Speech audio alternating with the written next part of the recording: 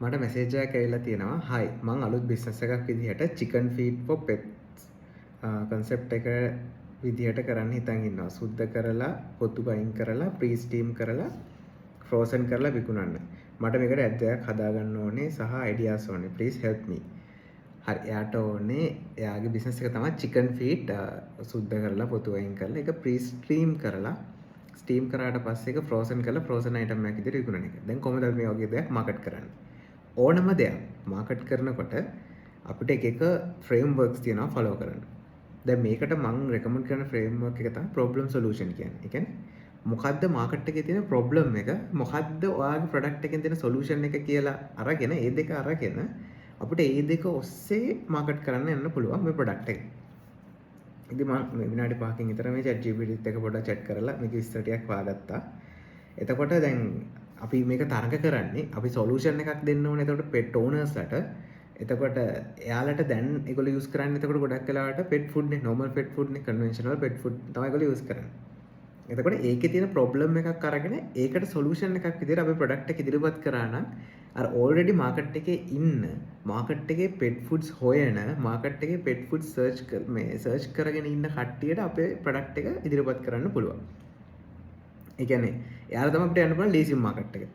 pet food දෙන්න නැතුව බල්ලට ගෙදර අපි කන බත් එකම අන්ලා දෙන, ඊට පස්සේ ඉඳලා හිටලා සාලයෝ කෑල්ලක් ගෙනල්ලා දෙන, නැත්නම් chicken චුට්ටක් ගෙනල්ලා දෙන මනුස්සයව ටාගට් කරනට වඩා already pet food ගැන interested කෙනෙක්ව ටාගට් කරන එක තමයි ලේසිම first stage එකේදී.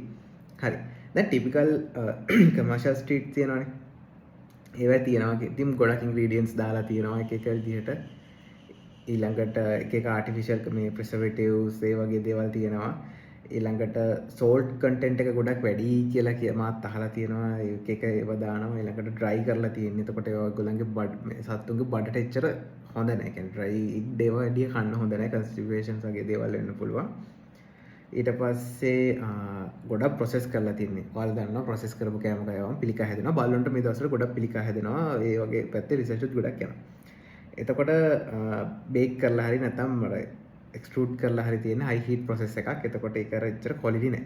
ඉතින් මේ ප්‍රොඩක්ට් එක ගත්තොත් එහෙම එක ඉන්ග්‍රීඩියන්ට් එකයි. කුකුල් කකුල්. චිකන් ෆීඩ් තමයි ගන්නෙ. ආටිෆිෂල් ප්‍රිසර්වේටිව්ස් මුකුත් දාන්නේ නෑ. ටී වෙන්න ඕන. ඊළඟට ෆ්‍රෝසන් එක. එතකොට ආටිෆිෂල් ප්‍රිසර්වේටිව්ස් දාන්න ඕනේ නෑ ගොඩක් වෙලාවට. කොලජන් තියනවලු. ඊට පස්සේ ග්ලූකෝසමයින් තියනවලු. ඊළඟට මුකුත් ෆිලර්ස් දාන්නේ. දාරවට ෆිලර්ස් දානවා. ඒ කියන්නේ මේ ස්ටාර්ච් වර්ග දානවා, ඇට ජාති කුඩු කරලා දානවා. අර මස් විතරක් නෙමෙයි ඒකේ තියෙන අර ප්‍රමාණ වැඩි කරන්න එක එකව දාන්න. ඒතර ඒව නැහැ. ඊළඟට මොයිස්චර් එකක් තියෙනවා. අර ෆ්‍රෙෂ්ලි ෆ්‍රෝස් කරලා තියෙන නිසා අර ඒකේ ෆ්‍රෙෂ්නස් එක ගොඩක් වැඩි. ඔන්න ඔය ටික අරගෙන ඔයාලට පුළුවන් මේ චිකන් ෆීඩ් වල මෙන්න මේ වාසි ටික තියෙනවා. ඔයා දැනට ඔය ප්‍රොසෙස් කරලා දෙන ට්‍රීට් එක වෙනුවට ඔයාගේ සුරතලාව ආරක්ෂා කරන හෙල්දි විදියට තියෙන අපේ ට්‍රීට් එක ගන්න කියලා ඔයාට වීඩියෝස්, රීල්ස්, ෆ්ලයර් කන්ටෙන්ට් වගේ දේවල් හදන්න පුළුවන්. මේ ස්ටේජ් එකේදී ඔයාට කරන්න පුළුවන් හොඳම දේ තමයි ඉන්ෆ්ලුවෙන්සර් මාකටිං කැම්පේන් එකකට යන එක. මොකද ඔයාගේ බ්‍රෑන්ඩ් එක කවුරුත් දන්නේ නැතුව තියෙනකොට ඔයා ගහන වීඩියෝ එකකට එන වැලියු එක නැත්නම් ඔයා දාන ෆ්ලයර් එකකට එන වැලියු එක, ඔයාගේ ඇඩ්වර්ටයිස්මන්ට් එකකට එන වැලියු එක, ඔයා කියන දේට එන වැලියු එක හරි අඩුයි. හැබැයි හිතන්න ඉන්ඩස්ට්‍රි එකේ හරි මොකක් හරි වෙන ඉන්ඩස්ට්‍රි එකක හරි හොඳට නමක් තියෙන සත්තු ගැන ආදරෙන් කතා කරන සත්තු ගැන කන්ටෙන්ට් දාන කෙනෙක් ඔයාගේ pet food එක ගෙනල්ලා ඒක රිවිව් කරලා ඒක යාගේ බල්ලට දීලා ඒ බල්ල සතුටින් ඒක කනවා පෙන්නුවොත් ලොකු ට්‍රස්ට් එකක් එනවා. එතකොට ට්‍රස්ට් එක ඔයාගේ බ්‍රෑන්ඩ් එකට ඇබ්සෝබ් කරගන්න පුළුවන්.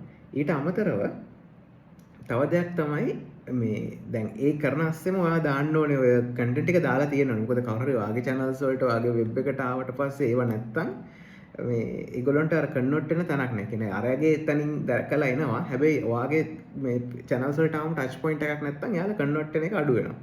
එහෙනම් අර වගේ ඉන්ෆ්ලුවෙන්සර්ස්ට ෆ්‍රී සාම්පල් මුලින්ම යවලා ඔයා කියනවා අලුතෙන් බිස්නස් එකක් පටන් ගන්නවා.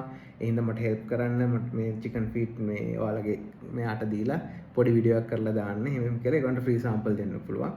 ෆ්‍රී සාම්පල් ලෙවල් එකෙන් පස්සේ සේල්ස් හදුනට පස්සේ ඔයාලට පුළුවන් පේ කරලා ඉන්ෆ්ලුවෙන්සර්ස්ලාට මේවා කරන්න. ඊට පස්සේ ටික කාලයක් යනකොට ඔයාලට හොඳ ඔතොරිටි එකක් හැදෙනවා ඔයාගේ බ්‍රෑන්ඩ් එකට. ඊට පස්සේ හොඳ රෙකග්නිෂන් එකක් හැදෙනවා. ඊට පස්සේ ඔයාලට පුළුවන් ඇඩ්වර්ටයිස්මන්ට් පටන් ගන්න.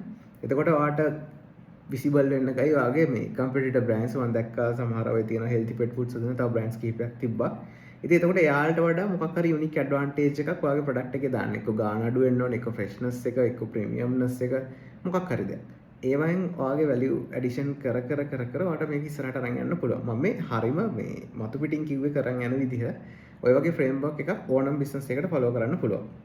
ඉතින් ඔයාගේ බිස්නස් එක ගැනත් මේ වගේ මොනවා හරි ප්‍රශ්න තියෙනවා නම් කමෙන්ට් එකක් දාන්න. මම වෙලාවක් හම්බුනම මේ වගේ රිප්ලයි වීඩියෝ එකක් කරන්න. Thank you. Bye.